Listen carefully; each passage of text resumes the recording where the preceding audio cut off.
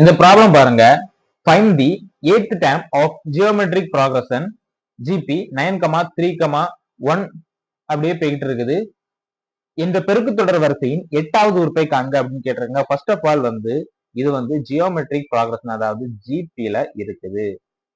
ஜிபில இருக்குது அப்படின்னா நம்ம ரேஷியோ எப்படி கண்டுபிடிப்போம்? T2 minus T1. T2 minus T1 அப்படின்னா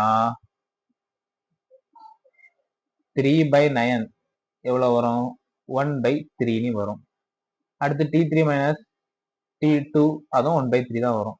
இந்த மாதிரி எல்லாம் ஈக்குவலா இருந்துச்சு அப்படின்னா, காமன் ரேஷியோ சேமா இருந்துச்சு அப்படின்னா அது ஜியோமெட்ரி ப்ராக்ரஷன். நம்மளுக்கு கொஸ்டின்லேயே கொடுத்துருக்காங்க ஜியோமெட்ரி ப்ராக்ரஷன். அதுக்கப்புறம் எதுக்கு நம்ம ரேஷியோ கண்டுபிடிச்சோம் அப்படின்னா, அப்பதான் நம்ம ஃபார்முலா போட்டு சப்ஸ்டிட் பண்ண முடியும். இது 8th டைம் கேட்டிருக்காங்க. AR power n minus 1. n minus 1 அப்படின்னா AR பவர் 7 அப்படின்னு அர்த்தம்.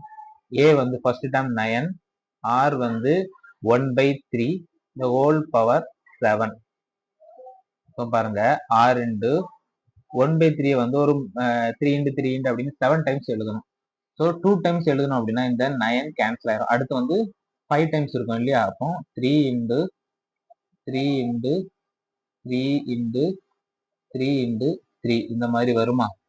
இதுல 3 cube 27, 3 square 9. 1/27 into 9.